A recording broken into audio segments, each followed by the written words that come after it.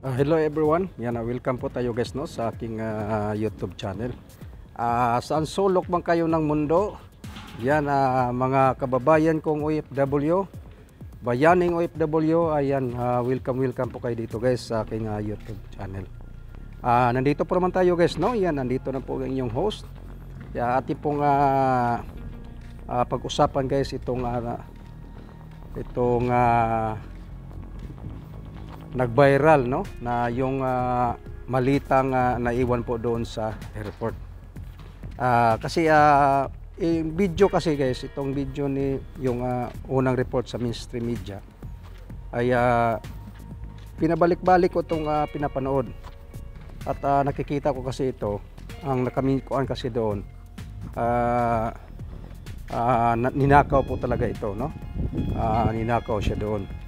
Kaya yung ilang araw doon sa kaya Raffy Tulfo kay Senador Raffy Tulfo na programa, yun sinasauli yung malita. Nakapagtaka lang kasi bakit parang tahimik si Tulfo dito no? Kasi alam mo naman yan si Idol pag talagang nasa kanyang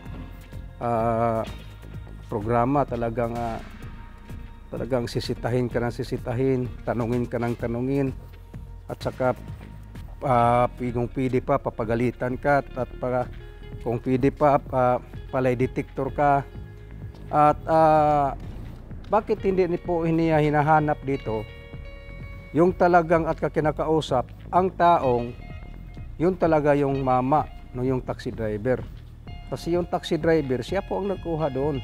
Siya po ang nakita doon nga kumukuha sa malita. Kaya nakakapagtaka guys, bakit po ay hindi po nito imbestigahan? At bakit po hindi ito kinakasuhan? At yung mga nabanggit niyang mga pulis, pinuntahan ng kanyang anak, nagreklamo, nagpunta sila doon. Tapos ito, bakit itong mga pulis, yung pulis na itong pinanapitan nila, bakit hindi ito tinatawagan? Hindi ito tinatanong, hindi ito inimbestigahan.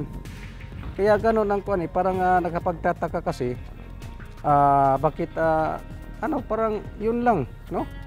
Nakita naman natin sa video guys no, nakita natin sa video na talagang parang may intention na pagnanakaw yung mamang taxi driver. Kaya ito ngayong video na ito guys, gusto ko ipakita sa inyo at kayo na pong bahalang mag-comments dito guys. Sige, panoorin po natin guys ang video ito. Let's go! 50 million pesos na halaga ng alahas at luxury items ang tinangay mula sa isang pasaherong nakaiwan ng maleta sa NAIA Terminal 3. Nasa frontline ng balitang yan si Faith Del Mundo. Mga kumikinang at naglalakihang singsing, relo at mga hikaw na tadtad ng diamante, at Hermes bag na kasing mahal ng dalawang luxury vehicles. Ilan lang yan sa mga natangay mula sa cosmetic manufacturer na si Maricor Flores. Kanina, dumulog sa programang Wanted sa radyo si Maricor. Kwento niya, October 1 pa natangay ang kanyang gamit na aabot sa 50 million pesos ang halaga.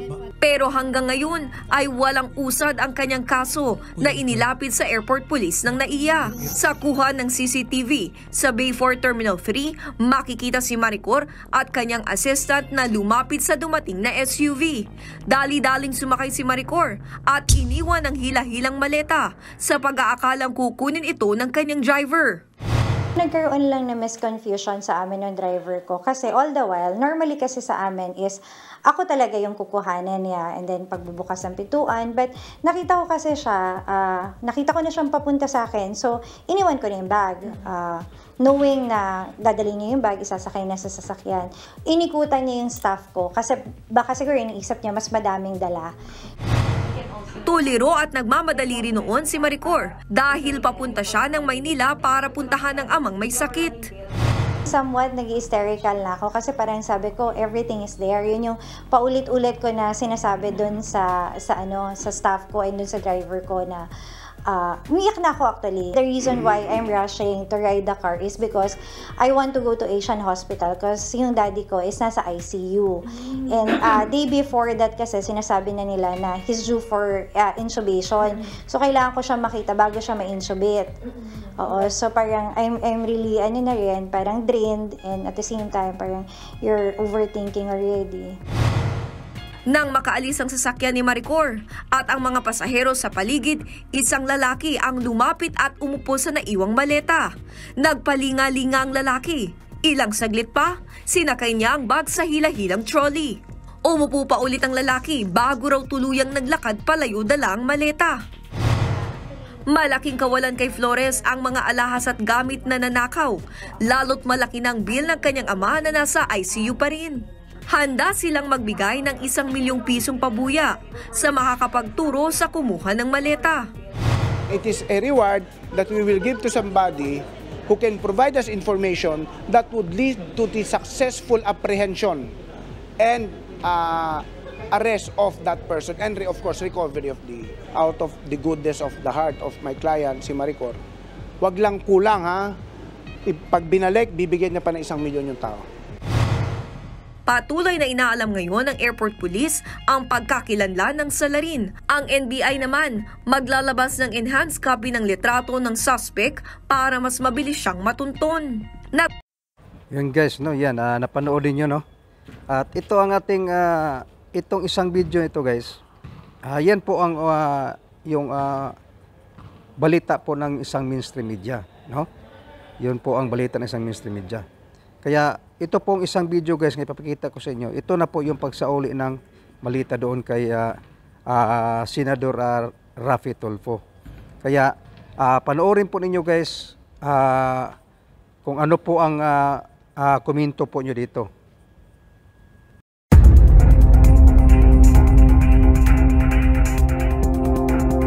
Thank you po, Attorney Abo. Nang dahil sa iyo, nandito tayo ngayon lahat. At this is really very, very good news for everybody. And I understand dala nyo na po yung luggage na naglalaman ng mga nawawalang alahas at mga bag. Opo. Okay. But before that, pwede hong malaman kung bakit po nakapag-decide yung kliyente na pumunta dito ngayon. Thank you very much po, Sen. Bali po yung nangyari na yon. Nung umuwi na po siya, may konsensya po siya.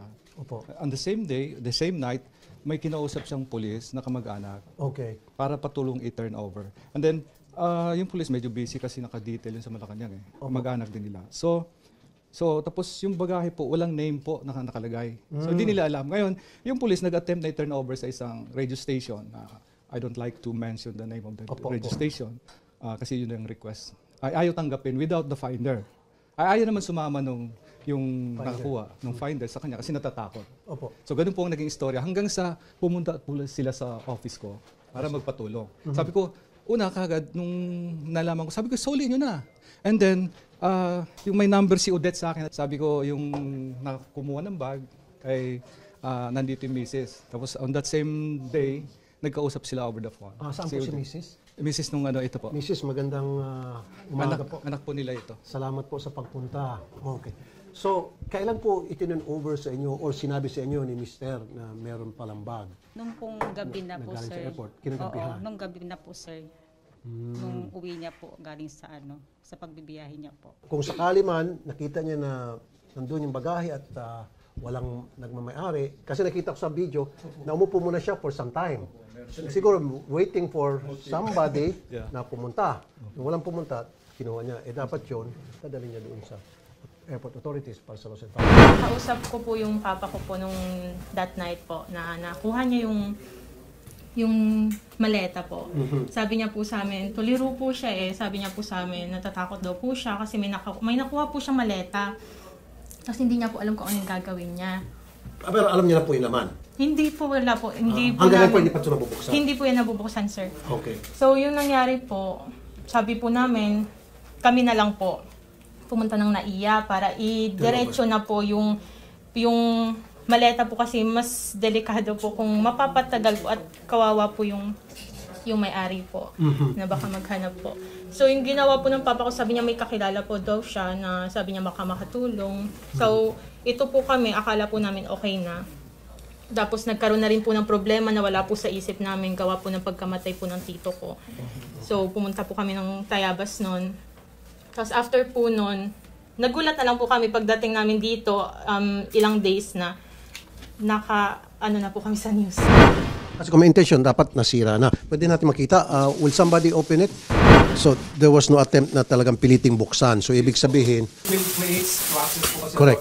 Kailan niyo po nalaman na meron pong lamang mga mamahaling alas? For me, hindi ko po alam na may lamang pong valuables yan. Sir, sa viral video na po, sir. Kahapon lang po, sir. Nung napanood po namin yung video, napanood po pala yung laman ng sa Malay. Pero yung post nung may-ari, hindi niyo po nabasa? Hindi po. Kasi yung may-ari ata, immediately, nag-post po siya sa Facebook. Yun lang po, yung video niyo po na news po. Tama po yung sinasabi nila, tumutugma, walang mga scratches dito na patunay lamang, walang naging attempt na para buksan to at malaman ko anong laman.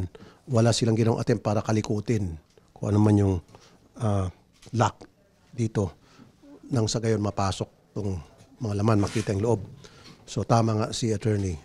Okay. So nilagay lang po dun sa bahay and then yung inyo pong mister ay nagkwento sa inyo and then naghanap kayo ng mga paraan kung paano ito masauli sa airport. Kaya lang busy kayo so hindi nyo agad-agad na gawa ng paraan na maisoli until na yung mapanood nyo po yung video namin. Ayun. Sabi niya po, naghintay pa po siya sa NAIA kung baka po may dumating po na may-ari. Tapos ang sabi niya po, nung wala na, ilang minuto po siguro siya nag-antay doon. Balak niya daw po atang puntahan kaso natakot po baka daw po siya dakpin agad ng pulis po. Masyado pong masyado pong matatakutin siya. Maano po yung ano niya po. Mahina po yung loob. Hinintay po namin yung may-ari nito si Maricor and siya lang po ang nakakaalam nitong code. Merong code dito. However, kung talaga may bad intention sila, kahit na nung tibay ito, madali naman ito butasan, martilyuhin, di ba? Gumawa ng screwdriver o grinder, mabubuksan to. And sa akin pong pag-examine, wala po ako nakita ng mga scratches to indicate na they were trying to force open this. At tumutugma sa sinasabi ni attorney. May mga gasgas to, pero gasgas ng kalumaan. Siguro di ba? Sa pagsakay-sakay sa plano, paglagay sa overhead bin. Kailangan mabuksan ito. Sa harap nila, sa harap natin, sa harap ng buong mundo na makakapanood. Dapat yung mga sinabi niya on air, nandito lahat. Anong trabaho po ni Mr. Ma'am? Taxi driver po, sir. Matagal na ho siyang taxi driver. Ano siya sa NAIA? Nagkukontrata or? Siguro po may inihatid na pasahero kasi marami po siyang inihahatid dito po sa compound namin. Asan po kayo nakatira ulit, ma'am? Sa Kulyat po. Baka may pasahero siya natin doon. Opo. Okay. Kasi madalas po, sir, marami yung nagpa-flight papuntang Mindanao. Yes, siya po